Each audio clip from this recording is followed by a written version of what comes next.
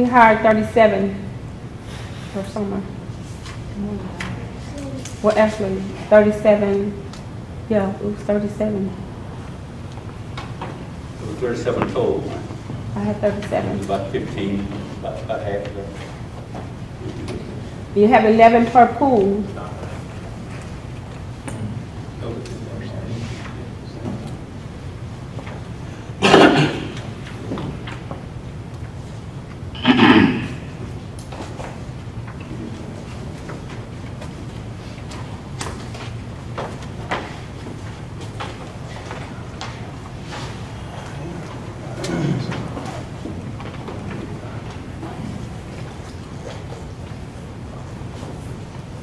And we'll be able to review these, even though we have percentages with our financial statements each month, we'll be able to review these. And there is a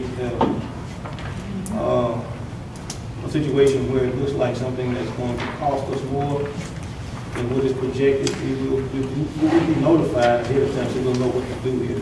You know, will y'all be able to tell us, you know, what's going on, so we'll know what to expect? Yes. Okay. The detail is in your month, please. Yeah. The detail for the month, not the year-to-date, but the month. The month, right. Your the spreadsheet that shows your percentages where we are, that is for the year. But Right. your actual detail is a monthly detail. Right. The only problem that we have with that is as the month, as it accrues, Right. then, you know, the percentages are not as high. So it could be that the rest of the funds may not be utilized and stay within the framework of the budget. And if that is the case, then, you know, there won't be any need for, let's say, for concern. It would just be for review. Right. But our concern is if it looks like there's a landslide or a large amount that's being utilized over the percentage of Right. budget at the time, then that's where we kind of. Because see, actually in May, we were not over 100% except for 3 areas, which Right. we had discussed along the way. Right. And then in June, when we paid June expenses, and some of that is in part because we pay all of our expenses, invoices in June, we try to pay them so there won't be a carryover for the next year. So we pay a lot more bills at the end of June than we normally would. Normally we would wait till July. So, but it's kind of the true figure of what you spend for the year. Right. But any purchase orders that we have written in June, we try to go ahead and pay them in June. So it'll show up. Well, this serves as a documentation for us to be able to make our decision and you know, to go from there. I'm hoping that we'll be able to do this without any problem in the next year. Therefore, I guess what I'm going to do is just make a motion that we accept the recommendation. Been properly moved that we accept the recommendation. Second. And second. All in favor, raise your right hand. All opposed. Let the record reflect that. Come on, folks. Public hearing and the adoption of ordinance number 953, budget for 2012 and 2013.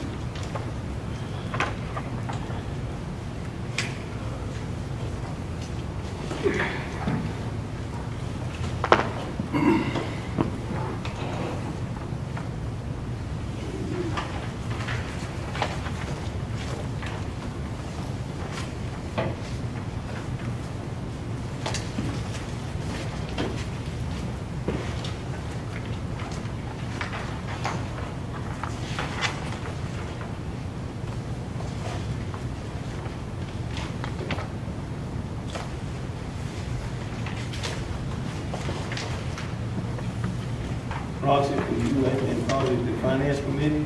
How much does this budget, this proposed budget cash flow, how much does this cash flow about? What margin are we carrying over into this fiscal year? Into the next year? Into this, yeah, until in 12-13. That's what this one is set up for, right?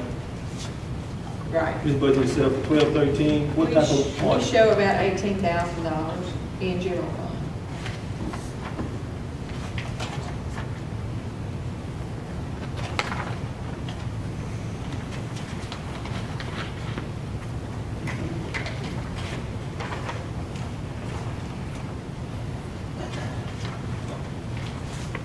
I would like to make a request to the board and Mayor, I'd like to make a request to the board that due to the budget restraint and the amount of carryover that we have, that I would ask that the Financial Committee consider the request for the council to retain the 2 employees in the fire department that is being considered for release, and that they be replaced by 1 fireman of equal value. The release be that their release be canceled and that they be replaced by 1 fireman of equal value to be released. This should in turn enhance the budget a little bit more, give us a little bit more push. Do I have a second to the motion?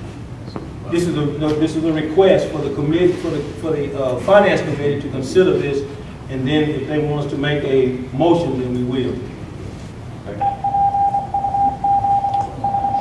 Consider that, absolutely. Okay. And I would like to make a motion that the budget then be revised due to the budget restraint, and with concurrence of the finance committee, requesting that those employees with the fire department, 2 employees with the fire department, be retained and to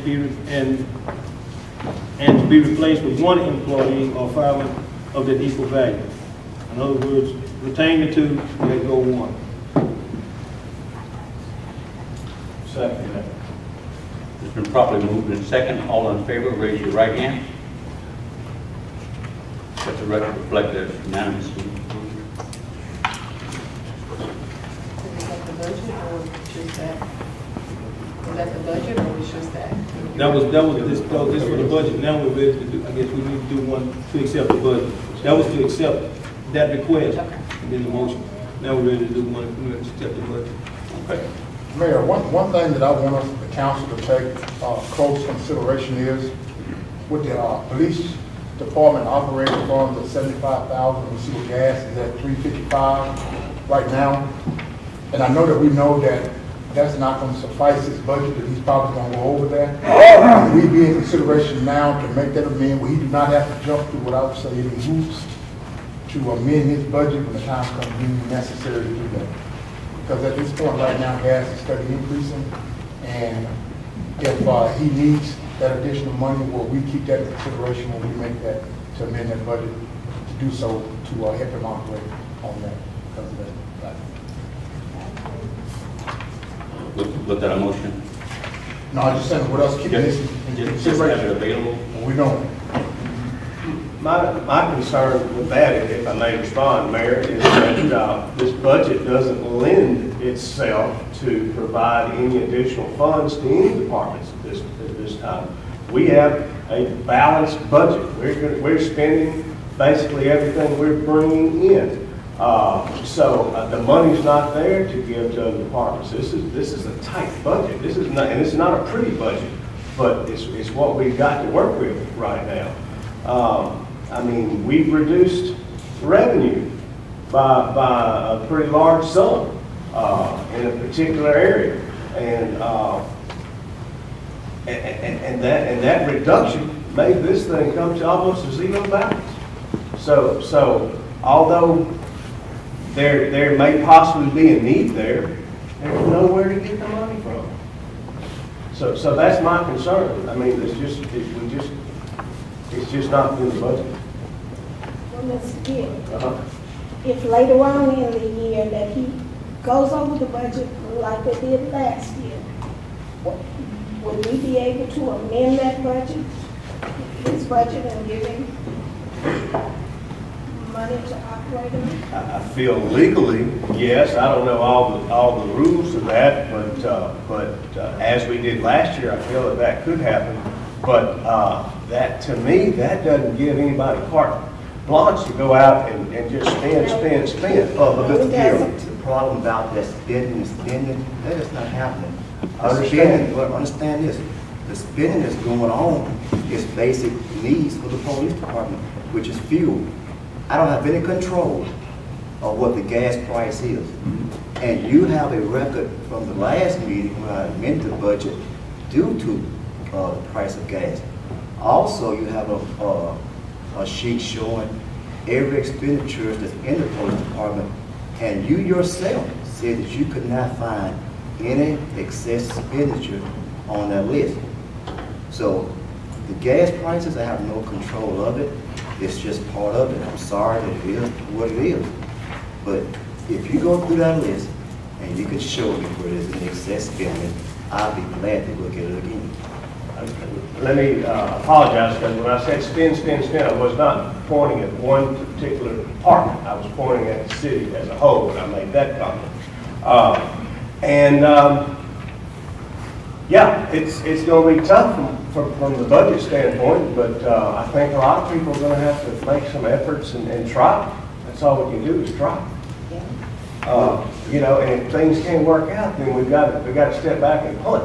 But right now, the money says we got to try. Okay, but what I'm saying, though, you're saying step back to punt, but the problem is when I'm spending like 75% of my budget, you feel alone. Well, that's true, and that's what we did last year. That was the first year we had a big spike in that, and so we're going to see what happens. You have a copy of what I'm spending, so what my concern is, I'm basing off of last year's figures. Right now, we're at more than gas was costing 1 year ago. It's not going down, it's steady going up.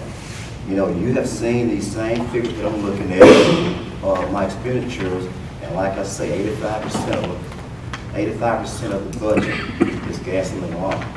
You know, there's no way around.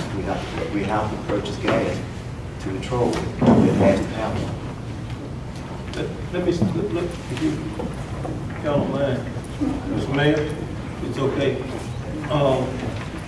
I can understand the fact that the need is there. We know that, and it's going to be there because of the cost, because of the job that you have to perform, and the things that you have to do. We realize that the budget at this particular time does not have any room as far as increasing that amount that we're proposing that you receive in your budget. But there are some alternatives that we're looking at down the line when it comes down to fines and things of this nature, whereas those items that would be generated and the percentage that you would be receiving, which you probably didn't get in the past, hopefully you will be able to get in the future. And if that happens, then I don't think Mr. Gill or the council would mind releasing those back to you in such a way that it would give you enough funds to operate on. You understand? So it's a give and take situation. Right now we don't have it to give.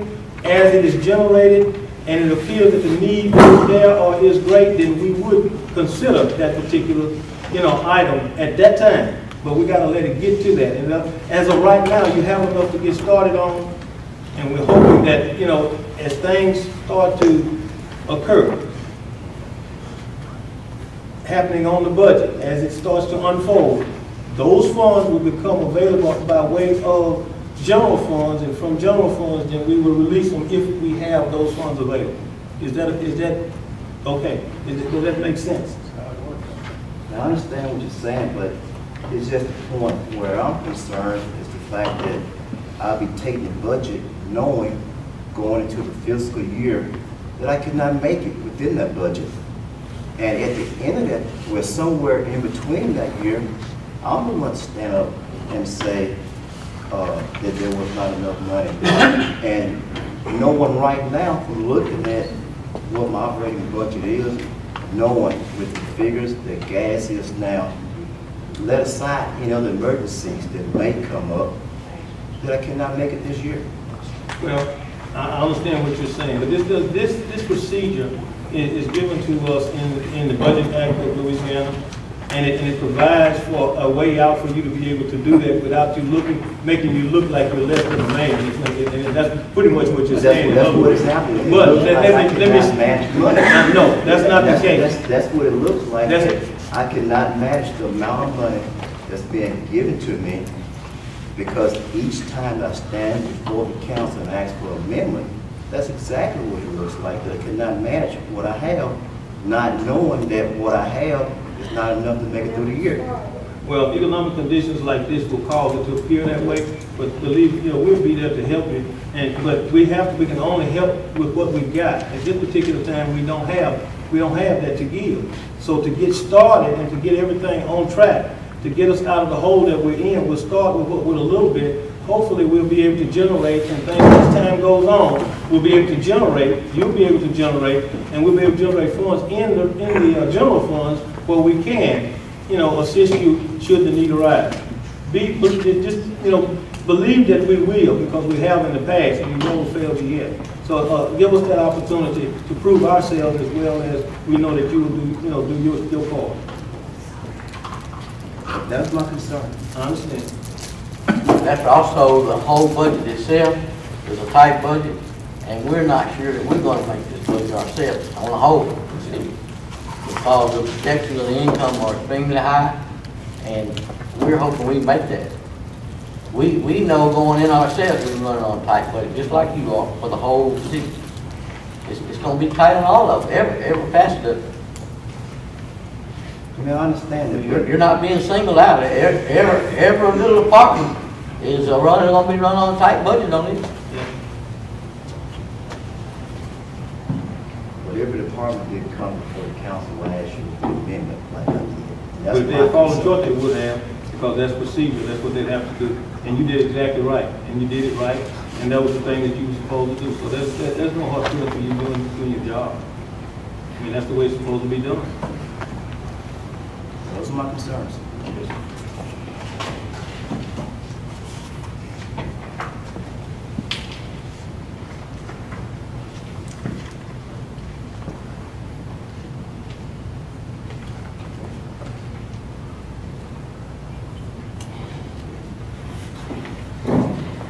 Is the hearing over?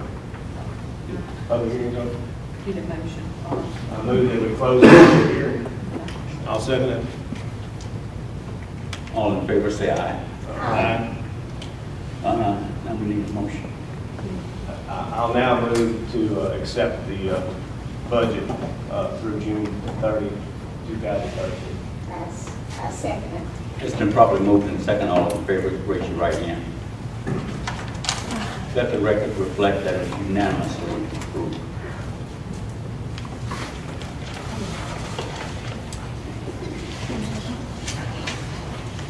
Resolution number 120801, Airport Apron Rehab.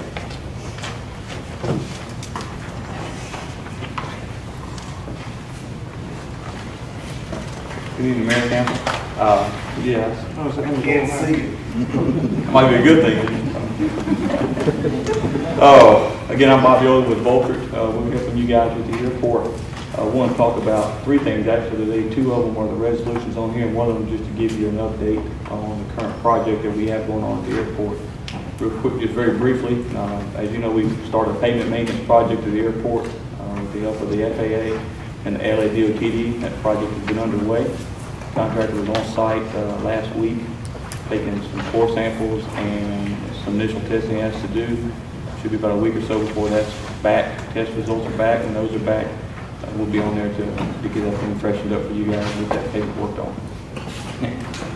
With that, resolution number 0801, the airport apron rehab.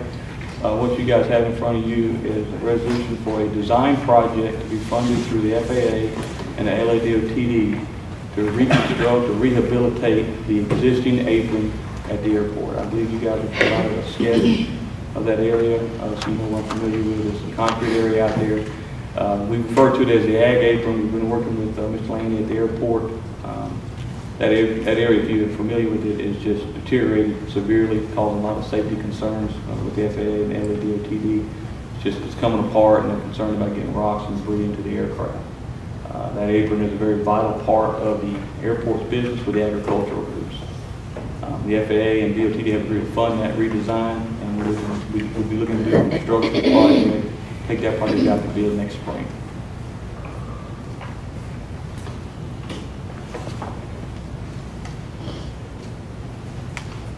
So the bid would go out when It'd be next spring. It kind of would depend on the FAA schedule. It's a design project only for this year, and it would be funded under FY 2013 as a construction project. So whenever they told us April, May, June timeframe to take it out for bid, if the money was available, then we would take it out at that time.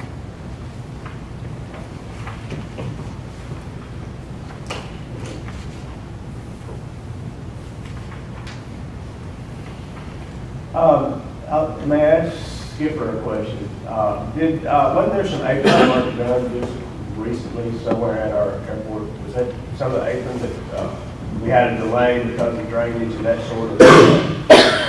We had a delay on type of sub-base on that soil. Yeah.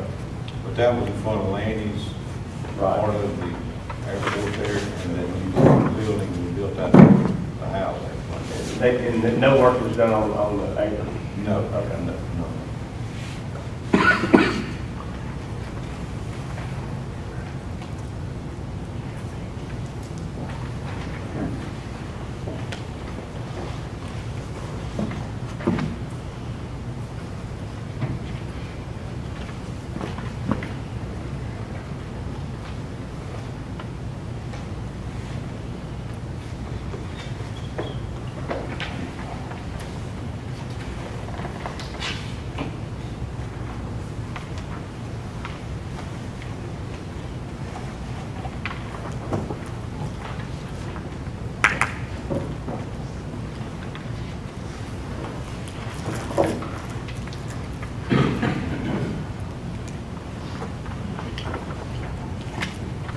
That we accept resolution number 12-0801, is that correct? Yes. On the airport apron located in Winnsboro Municipal Airport, as it is written. Been properly moved Second. and second. All in favor, say aye. Bobby, you have it again. The second project we were discussing at the airport is an airport lighting project. Lanny and I have been working with the LADATD to do a lot of some rehabilitation work on the lighting system. The system out there is very, very old and not reliable and not working in a lot of cases. I think everybody can attest to that uses the airport.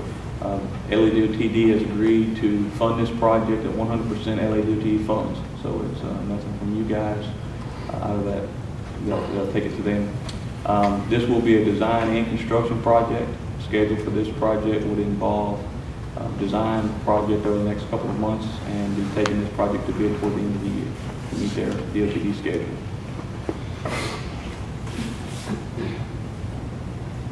Are there any new high-tech devices that's going to be?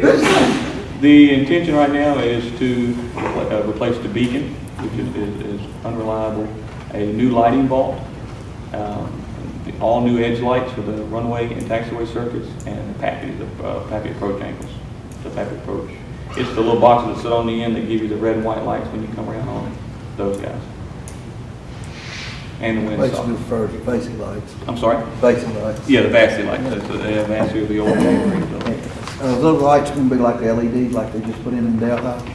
The runway lights will not be LED, though. The taxiway lights, well, I take that back. Neither one of them will be because you're not allowed to mix and match on a circuit.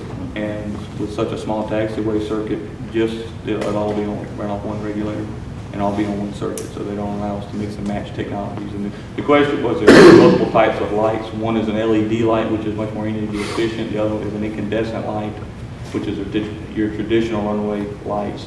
The LEDs are not approved for runway, so they can't make the white bright enough to meet FAA standards. So normally what we do is on a larger, or if you have a parallel taxiway, we would put two circuits in, one for the cheaper lights and one for the regular lights. But when you have such a short short taxiway, we would just run all that off of one circuit, and they don't let you mix and match technologies on that circuit.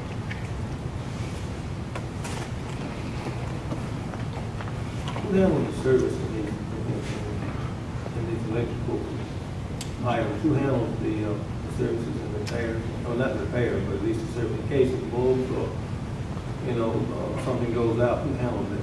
Minor repairs can be made by airport staff.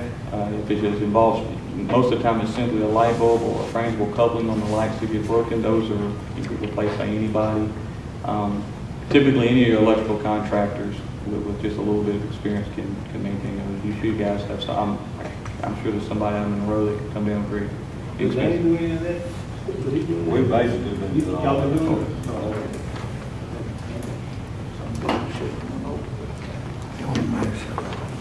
I do owe the city for one. I did run over one the other day in my area. One. I'd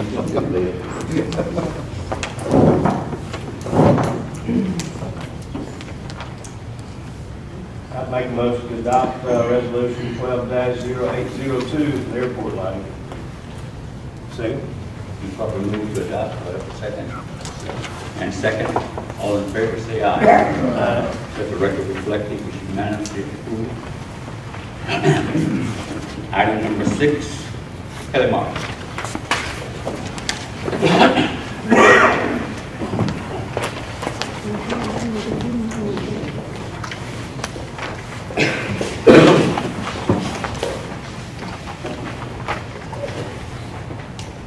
Well, first I'll let y'all know I'm not here in any official capacity, just advisory only. And beware, you get what you pay for. Any attorneys in the room besides Tab? Good. One too many. You probably can't tell, but I like to watch my waistline, try to stay in shape, and there's a couple of ingredients that everybody needs to watch out for, and that's partially hydrogenated oils and high fructose corn syrup. And it's been said over the years that when those two compounds met, the junk food industry was born. Well, in my opinion, when strict liability meets insurance companies, the ambulance chasing lawyer industry is born. So, with that in mind, you all have in front of you a summary of suggestions. And again, I'm here in an advisory capacity only, and I'm speaking from a business standpoint and years of experience, or some years of experience in our business doing commercial leasing, residential leasing. We had a trailer park many years ago, leased to individuals, and we also have a self-storage business. Dealt with attorneys on lease agreements and contracts, and insurance companies, of course, to keep our liability to a minimum. Now, there may be loopholes, with that in mind, there may be loopholes available to municipalities that I don't know about. You know, we're kind of operating from two different platforms here.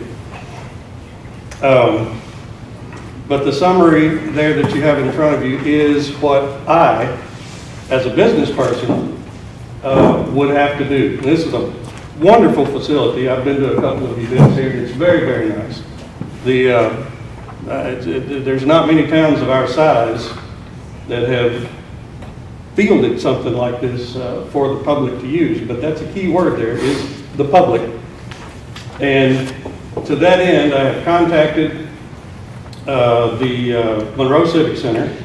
I talked to the rental agent there, very nice lady, her name is Sharon. And I also contacted the Bayrack Shrine Temple, just this side of Monroe. And they, of course, well, everybody's familiar with the Civic Center, but the Shrine Temple is one of the largest event hosting facilities in this area. I've been to events there. It's not this nice, but it's big, and a lot of people use it. And there were some commonalities between the two, and the summary on the front is just the basics. Those are what I would not move forward without as a business person. And this is in dealing with the public. For example, number one, $1 million event policy, insurance policy with the city of Winnsboro named as an additional insurer. And that's standard. I checked with our insurance carrier. Attorneys over the years have said that's just a standard figure. For example, if somebody fell and was hurt, whatever, then, and let's say you had $500,000. For example, on some of our properties, we don't require that, but that's for a specific tenant in a business. But when dealing with the general public, which is what we're doing here essentially, $1 million event policy is standard. Some others, if you would like to go through these one by one, and these points have been arrived at through experience in the school of hard knocks, so to speak.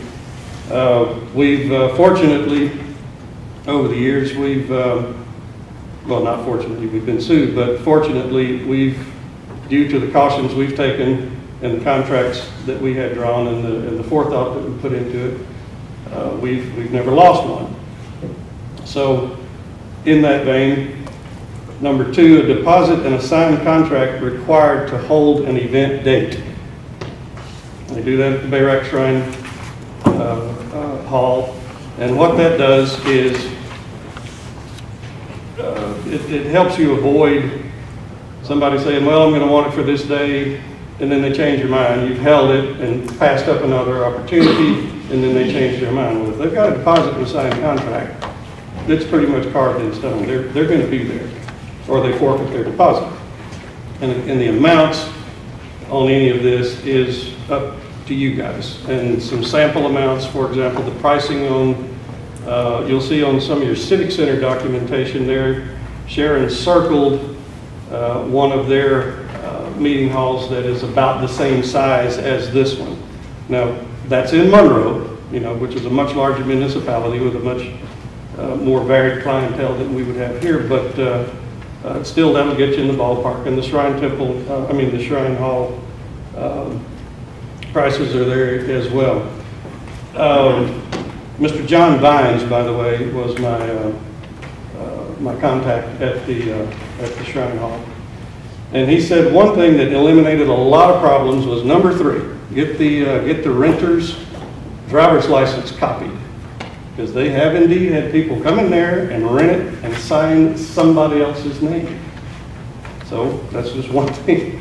That's just one thing that they figured out the hard way that they had to eliminate. So you copy their driver's license and you've got them. They also require, I don't know about the Civic Center, but I know the Shrine Hall requires the event to be paid in full. And they've got a worksheet there where you can add up security and everything 2 weeks prior to the event date. With regard to security, uniformed officers, rule of thumb is 1 uniformed officer per 100 people when alcohol is served and or the event goes past 12 midnight. A City of Winnsboro, number 6, City of Winnsboro representative must be present and authorized to terminate the event. It's my understanding they do this at both the facilities I contacted. They will have someone there in an official capacity that if things get out of hand or if they see a theft or damage going on, they can shut the event down and have everybody leave before any further damage occurs. But that is a requirement at those places. The deposit, number 7, the deposit is returned only after the renter has met agreed upon cleaning requirements. And again, that would be up to you guys. Establish standards, what it's got to look like, where the trash has to be. In other words, it's not enough just to bag it up and leave it in the middle of the floor. Let's make sure it gets out into the dumpster, those kinds of, the details of cleaning up. So once those requirements have been met, you get your deposit back. And they said that works really well. Typical standard rental day, number 8, is defined as 8 a.m. to 12 midnight. And the charges for extra time after that, if somebody wants to go later, the Shriners charge $150 an hour, and I think it's pretty close. I think the Civic Center does about the same thing. But neither of them allow anything past 2 a.m. The hall has to be vacated. They want everybody out at 2 o'clock. So those, I tried to condense it as simple as I could from a business perspective as to what I would actually have to have if this belonged to me and I were running it from a corporate standpoint. Now again, there may be loopholes for municipalities, there may be things I'm not aware of, and there may be ordinance considerations that I'm not aware of, but I was asked to present from a business perspective, and this is what I came up with. Any questions? I'll do what I can. Mr. Martin, do you find anything unusual about what you ran into? Anything that was off the wall that didn't make sense for instance, in either one of those facilities? As far as their requirements? Right. Absolutely not. The Civic Center, for example, is a revenue generator. They're there to make money. So they can't, and there are competing places. So they can't be flippant in their making of their rules, because they will lose business. So they have to stay as competitive as they can, but they also have to mitigate their liability. Because the hard and fast rule, at least in my tenure as running a business, is that if you allow an exposure, a liability, if you allow any kind of exposure, that's just an open door. And sooner or later, somebody's going to walk through that door. And you're going to find yourself in court, and you're going to find yourself paying money that you, with some forethought, shouldn't have to pay. But no, to answer your question, there was nothing that struck me as unusual. Ken, have you read the contract that the city already has? No. There's only a couple of things, that's almost identical to what we have. Good. What you said, you know. Now, having a representative there, as far as, since I've known, there's always been somebody there, but they weren't paid, so, you know, there's another salary problem. And and I'm sure, you know, somebody's not gonna keep doing it forever, not being paid. But really, that's almost identical to the contract that we had. I just reread it again a few minutes ago. Okay. Well, the insurance, you think is higher, you know, that insurance issue. Other than that.